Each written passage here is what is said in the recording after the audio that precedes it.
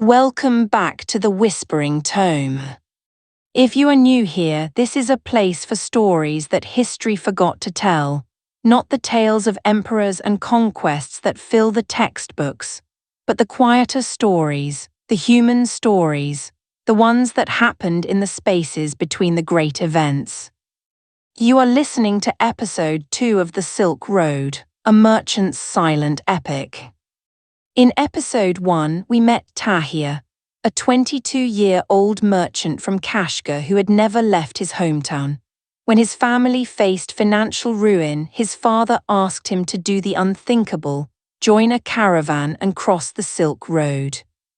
We watched him prepare, we watched him say goodbye, we watched his father weep as the caravan disappeared through the eastern gate. In our mini-episode, Tahir learned his first hard lesson. The caravan was not heading directly to Samarkand. They were going east first into China to buy silk and porcelain at the source. Only then would they return and head west to sell. The journey would take 8 months, maybe 10, far longer than his father had told him. But before Samarkand, before the mountains, before any of that, Tahir must first survive what lies ahead. The Taklamakan Desert. The locals call it the Sea of Death, 800 miles of sand, heat and silence. Caravans enter, not all of them leave. This is where our story continues. And this is where Tahir will discover what he is truly made of. The Taklamakan Desert has many names. The Chinese called it Liu Sha, the flowing sands, because its dunes never stay still. They shift and crawl and reshape themselves with every wind. A path that was clear last month may be gone today. A landmark that guided caravans for generations may vanish overnight beneath a tide of sand. The Persians called it Rigi Marg, the sand of death. They said that demons lived beneath the dunes, whispering to travelers in the voices of loved ones, luring them off the path and into the emptiness where no one would ever find their bones. The Uyghurs, the people who lived along its edges, simply called it Taklamakan. Scholars still argue about what the word means. Some say it translates to place of no return. Others say it means abandoned place or place of ruins. But the local meaning, passed down through generations of those who lost fathers and brothers and sons to its sands, is simpler and more terrible. Go in and you will not come out. This was the sea that Tahir now faced. The caravan left Yengisu at first light, before the sun had fully risen above the horizon. This was the rhythm that would define the next 3 weeks of their lives. Rise before dawn, walk while the air was still cool, rest during the brutal midday heat, walk again in the late afternoon, make camp before dark, sleep, and then do it all again. Yusuf had explained the logic on the first morning. The desert will kill you in 3 ways, he said, counting on his fingers. Heat, thirst, and madness. We cannot escape any of them entirely, but we can manage them. We walk when it is cool, we rest when it is hot. We ration our water carefully, and we stay together, always together, so that no man is left alone with his thoughts for too long. Tahir had nodded, trying to memorize every word. He would come to understand the wisdom of these rules more deeply than he ever wanted to. The first few days were almost bearable. The terrain was not yet the deep sand sea of the inner desert. It was hard-packed gravel mixed with coarse sand, dotted with scrubby bushes that somehow clung to life in this hostile land. The camels moved steadily, their broad padded feet finding easy purchase on the firm ground. The pace was about 3 miles per hour, a slow walk that allowed the animals to conserve their strength. Tahir walked beside his camels as Yusuf had instructed. Walking behind would mean breathing the dust kicked up by their hooves. Walking in front risked being stepped on if the animal stumbled. Beside was safest, one hand resting lightly on the laid rope, matching the camel's unhurried rhythm. The landscape was mesmerizing in its emptiness. Flat gravel plains stretched in every direction, broken only by the occasional withered bush or outcrop of wind-carved rock. The sky was enormous, a dome of pale blue that seemed to press down on the earth with physical weight. There were no clouds, there was no shade. There was only the sun, climbing higher with each passing hour and the heat that came with it. By mid-morning of the first day, Tahir understood why the caravan rose so early. The temperature climbed with terrifying speed. What had been pleasantly cool at dawn became warm by mid-morning and brutally hot by noon. The air shimmered. The ground radiated heat like a furnace. Tahir felt sweat soaking through his clothes, then evaporating so quickly that his skin felt dry and tight. Yusuf called the halt at noon. The caravan stopped in the meager shade of a low ridge. The camels knelt gratefully. The merchants huddled in whatever shadow they could find. Tahir sat with his back against his kneeling camel, using the animal's bulk to block the worst of the sun. The camel did not seem to mind. It chewed its cud placidly, its long-lashed eyes half-closed, apparently unbothered by conditions that were already pushing Tahir to his limits. He took out his water skin and allowed himself a single cup. The water was warm, almost hot, with a leathery taste from the container. But it was wet, and that was all that mattered. He forced himself to drink slowly, letting each mouthful sit on his tongue before swallowing. Gulping would only make the thirst worse. Around him, the other merchants were doing the same. No one spoke. The heat seemed to press down on them, flattening conversation, flattening thought. There was nothing to do but endure. The second day brought the first true dunes.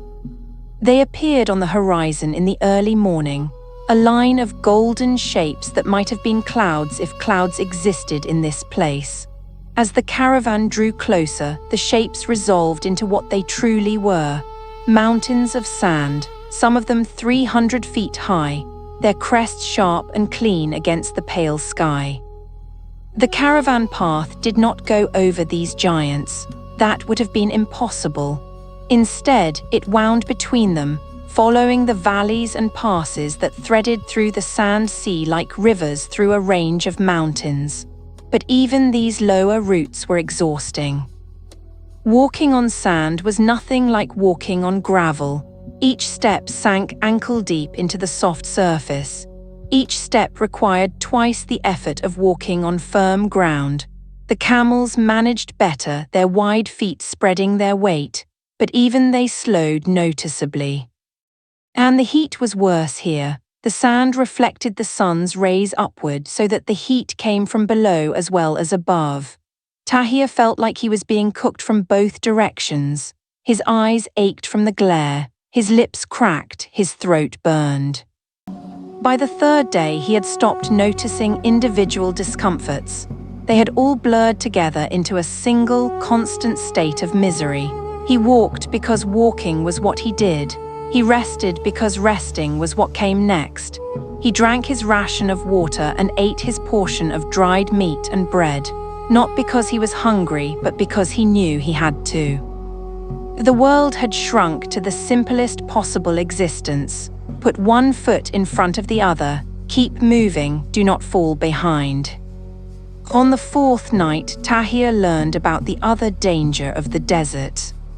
The silence. He had never experienced true silence before. Even in the quietest moments in Kashgar, there was always something. A dog barking in the distance, a cart creaking through the streets, the murmur of voices from neighboring houses, the wind in the trees. Here there was nothing. When the caravan stopped for the night and the fires burned low and the last conversations faded, the silence descended like a physical weight. It pressed against his ears, it filled his skull. It seemed to have texture and substance, as if he could reach out and touch it. And in that silence, his mind began to wander. He thought about his father. Was Mahmud still sitting in the courtyard, staring at the accounts, worrying about the son he had sent into the desert? Or had he already given Tahir up for lost?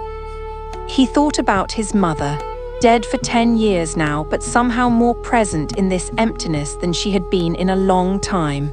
He remembered her voice, her laugh, the way she used to sing while she worked at her loom. He thought about his sister Fatima. What would happen to her if he did not return? Who would take care of her? Who would find her a husband? These thoughts spiraled and deepened as the night wore on. They became darker, more anxious, more obsessive. By midnight, Tahir was convinced that he would never see Kashgar again. By the small hours of the morning, he was wondering why he had ever agreed to this journey.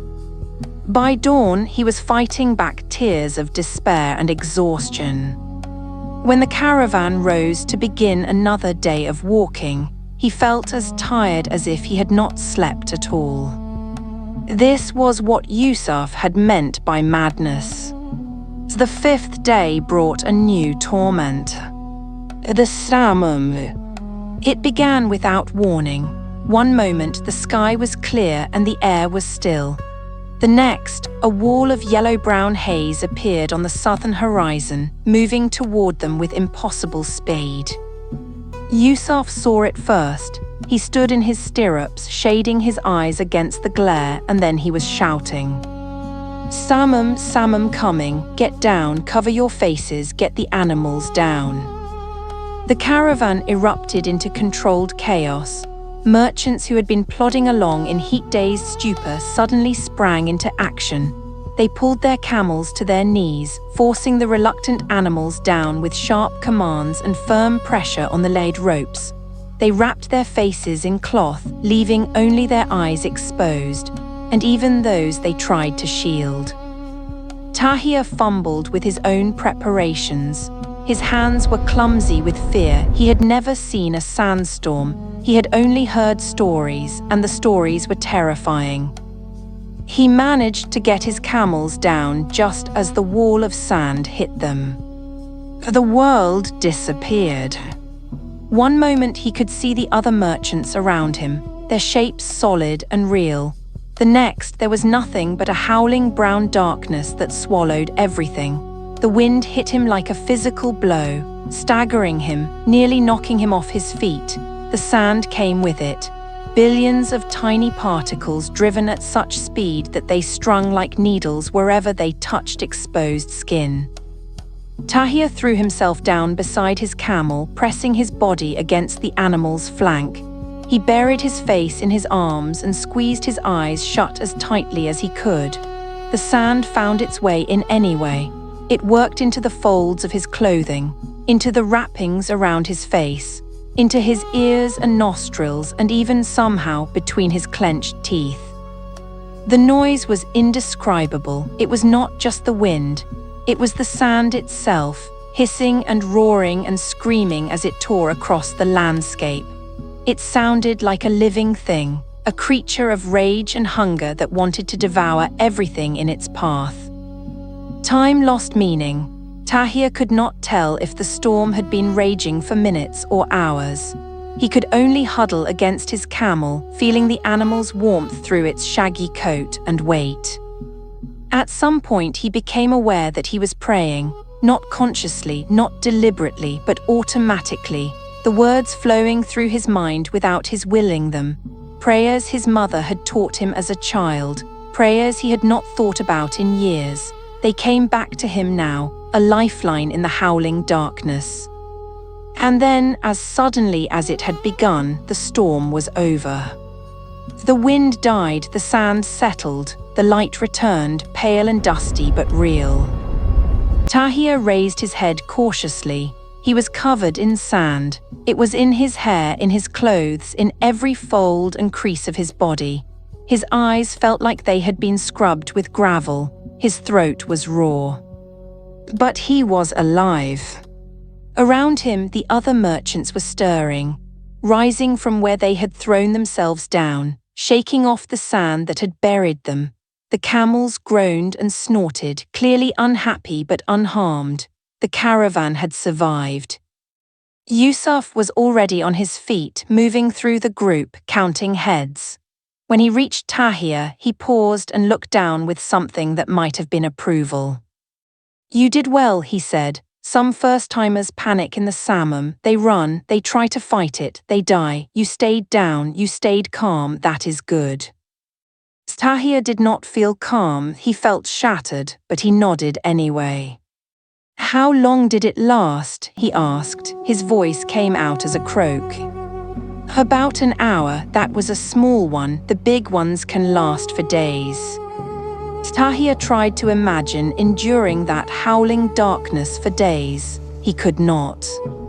"Will there be more?" Yusuf shrugged. "Perhaps, perhaps not. The desert does what it wants. We can only endure." The days blurred together after the sandstorm. Walking, resting, walking again. The same routine repeated endlessly, until Tahir began to feel that he had always been in the desert and always would be. He learned to read the signs that Yusuf had taught him, the copper tint at the horizon that warned of another Samum, the way the animals grew restless before a storm arrived, the subtle changes in the texture of the sand that indicated whether the ground ahead was firm or treacherous. He learned to ration his water more carefully, taking smaller sips, letting them last longer. He learned to eat even when he was not hungry, forcing down the dried meat and the hard bread that was their only food. He learned to keep his mind occupied during the long hours of walking, reciting poetry he had memorized as a child, doing mental arithmetic, replaying conversations with his father. He learned, above all, to endure. But on the 9th day, the desert presented its greatest test yet. The oasis was supposed to be there. Yusuf had the route memorized. He had crossed the Taklamakan 17 times. He knew every water source, every landmark, every turning in the path. The oasis of Rabat was 9 days from the last reliable water, and it was always there. It had been there for centuries. It was not there now. The caravan arrived at the coordinates in the late afternoon, expecting to find the cluster of palm trees and the spring of sweet water that had saved countless travelers before them. Instead, they found nothing but sand. Yusuf dismounted and walked forward, his face grim. He crouched and dug with his hands, throwing aside handfuls of sand until he reached the damp earth beneath. But the dampness was old. The spring had dried up months ago, perhaps longer. The oasis was dead. For a long moment, no one spoke. They all understood what this meant. They were 9 days from the last water. They had planned their supplies based on reaching this oasis today.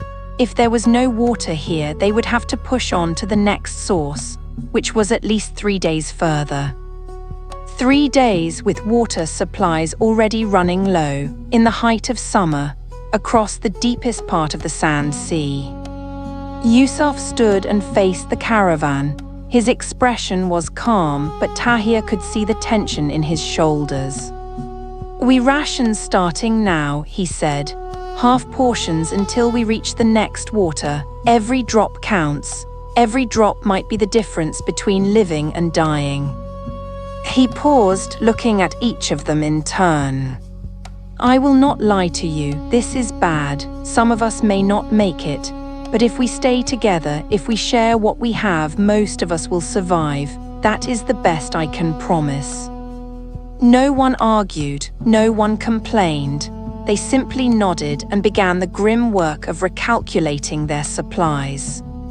The next 3 days were the worst of Tahir's life.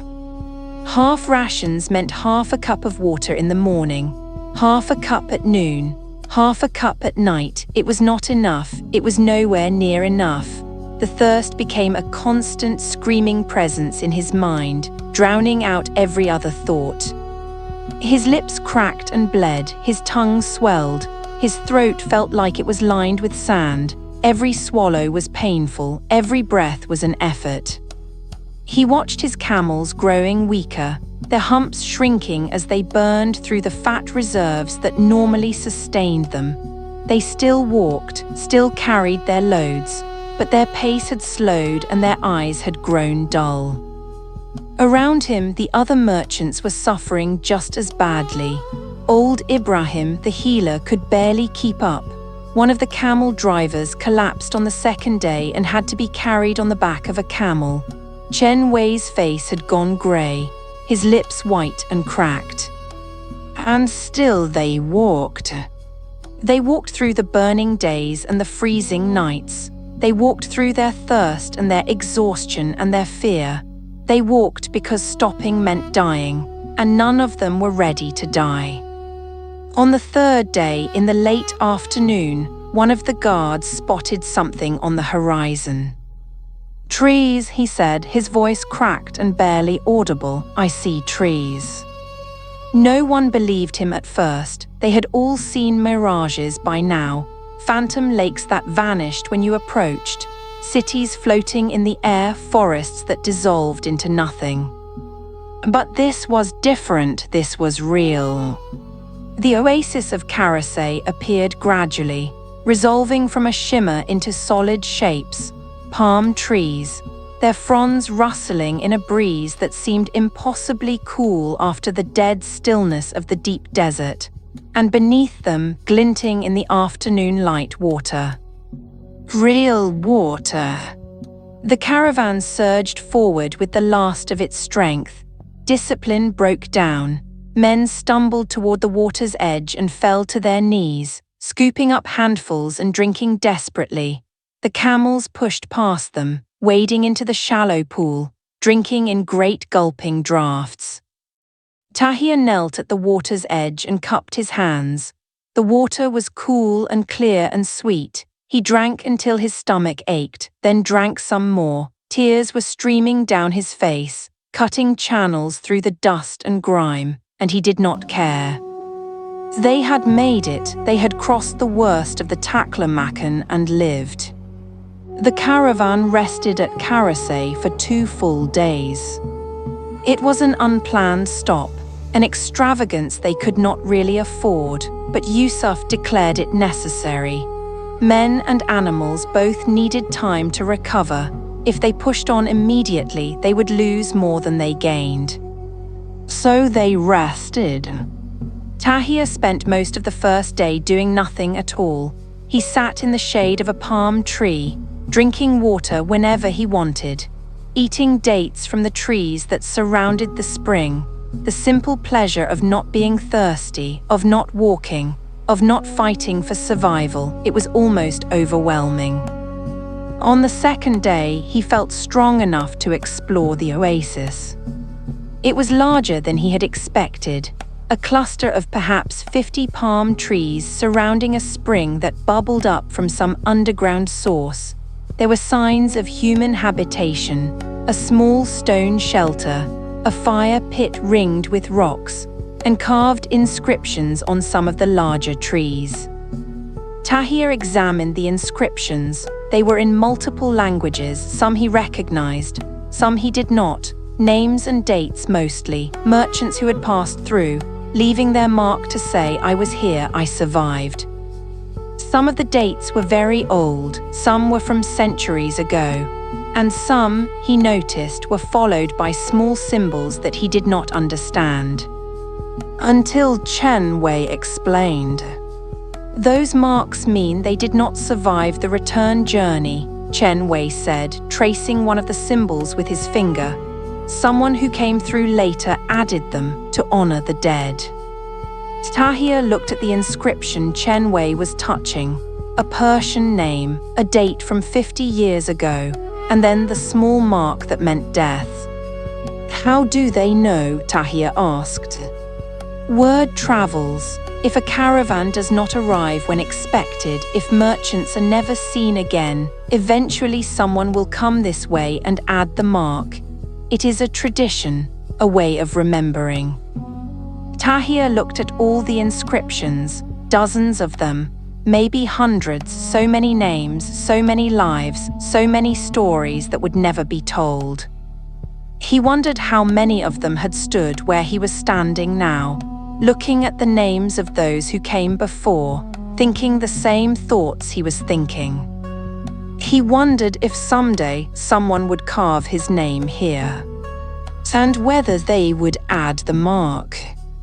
On the morning of the third day, the caravan prepared to leave Karasay. The atmosphere was different now. The grim desperation of the waterless days had faded, replaced by something quieter and deeper. They had faced death together and survived. That created a bond that had not existed before. Tahir noticed it in small ways. The merchants who had barely spoken to him before now nodded in greeting.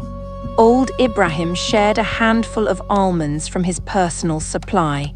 Even Yusuf, normally so reserved, clapped him on the shoulder as he passed. "You did well," the caravan master said. "Many first-timers break during the dry stretch. You bent, but you did not break. That is the mark of a true road merchant." Tahir did not know what to say, so he simply bowed his head in acknowledgement. As he loaded his camels, he found himself thinking about what lay ahead. The desert was not over yet. There were still many days of sand before they reached the Chinese trading posts. And beyond that, the return journey, and beyond that, the mountains. But somehow, the prospect did not frighten him as much as it once had. He had crossed the worst. He had survived the sandstorm and the thirst and the nights of creeping madness. He had faced the possibility of death and kept walking anyway. Whatever came next, he would face it the same way. One step at a time. The caravan left Karasay in the early morning light, following the path that wound north and east toward the distant Chinese trading posts. The landscape began to change almost immediately. The deep sand sea gave way to harder ground, gravel and packed earth that was easier to walk on. The dunes grew smaller and further apart, and on the horizon, for the first time since leaving Kashgar, Tahir could see something other than sand. Not mountains, not yet, but the faint suggestion of them. A jagged line of grey against the pale sky, the edge of the world, the promise of something beyond the endless dunes. Chen walked beside Tahir for a while that morning, their camels plodding side by side. "You are different now," Chen said. "I can see it in the way you walk." "Different how?" "When we left Kashgar, you looked around constantly, nervous, uncertain, like a man waiting for something to go wrong." Tahir nodded. That was exactly how he had felt. "Now you look ahead, only ahead. You walk like a man who knows where he is going and trusts himself to get there." Tahir considered this. "I am still afraid," he admitted. "Good, fear keeps you alive, but you are no longer controlled by it. There is a difference." They walked in silence for a while after that. Then Chen spoke again. "I have made this journey 7 times, 6 successfully. Once," he paused, "once I was the only survivor of my caravan, bandits in the mountains on the return journey, 37 men, all dead except me." Tahir looked at him. Chen face was expressionless, but his eyes held something old and heavy. "How did you survive?" "I hid under the bodies of my friends for 2 days until the bandits left." He shrugged. "It is not heroic, it is not honorable, but I am alive and they are not." He looked at Tahir directly. "The Silk Road will test you in ways you cannot imagine. It will show you things about yourself that you may not want to see. Some men discover they are brave. Some discover they are cowards. Some discover they are capable of things they never thought possible, good things and terrible things." He returned his gaze to the path ahead. You have survived your first test, the desert, but there will be more. The only question is what kind of man you will be when they come. Tahir did not respond. He did not know what to say. But he thought about those words for a long time afterward. What kind of man would he be? He did not know yet. But he was beginning to find out. 3 more days of travel brought them to the edge of the sand sea. The change was gradual but unmistakable. The dunes gave way to rocky outcrops, the outcrops gave way to foothills, and the foothills rose toward the distant shapes that had been haunting the horizon for days. On the last evening before they left the desert entirely, Tahir climbed a small rise and looked back. The Taklamakan stretched behind them, endless and golden, shimmering in the late afternoon heat. From this distance it looked almost beautiful, peaceful even. It was hard to believe that this serene landscape had nearly killed them all just days ago. He thought about the oasis of Rabat, now buried and dead. He thought about the salmon that had tried to swallow them. He thought about the nights of silence and the days of thirst. He thought about the names carved into the trees at Karasay, the merchants who had come before, the ones who had made it and the ones who had not. He was not the same person who had entered this desert 3 weeks ago. That person had been young and frightened and unsure. He was still young. He was still sometimes frightened, but he was no longer unsure. He knew now that he could survive. He knew that he had what it took to walk the Silk Road. He knew that whatever came next, he would face it. The desert had taken something from him, his innocence perhaps, his illusions about what this journey would be. But it had given him something in return, confidence, endurance, a quiet certainty that had not been there before. He turned away from the sand sea and faced east. Somewhere ahead lay China, the trading posts of the East, the goods that would make his fortune or break him. And beyond that, eventually, the long road home. But that was a problem for another day. For now, he had survived the sea of death. And that was enough. And so Tahir emerged from the Taklamakan. Changed, tested, alive. He entered the desert as a boy playing at being a merchant. He left it as something closer to the real thing, not yet a master of the Silk Road, but no longer a complete novice either. The desert taught him lessons that no bazaar ever could. How to ration water when every cell in your body screams for more. How to keep walking when your legs beg you to stop. How to find calm in the heart of chaos, and how to face the possibility of death without letting it destroy you. These are not lessons you can learn from books. You can only learn them by living them, and Tahir had lived them. But the journey is far from over. Ahead lies China, the great trading posts of the East, Dunhuang, Turpan, cities Tahir has only heard of in stories. He will walk streets where people speak languages he does not understand. He will see wonders he cannot yet imagine. And he will fill his camels with silk and porcelain and tea, the treasures that will make his fortune. Then he must turn around, cross the Taklamakan again, return to Kashgar, and finally head west over the Pamir Mountains to Samarkand. The mountains, they say, are even worse than the desert. The air is so thin that fires refuse to burn. The cold can kill you even in summer, and the paths are so narrow that one misstep means a fall of 1,000 feet. But that is a story for episode 3.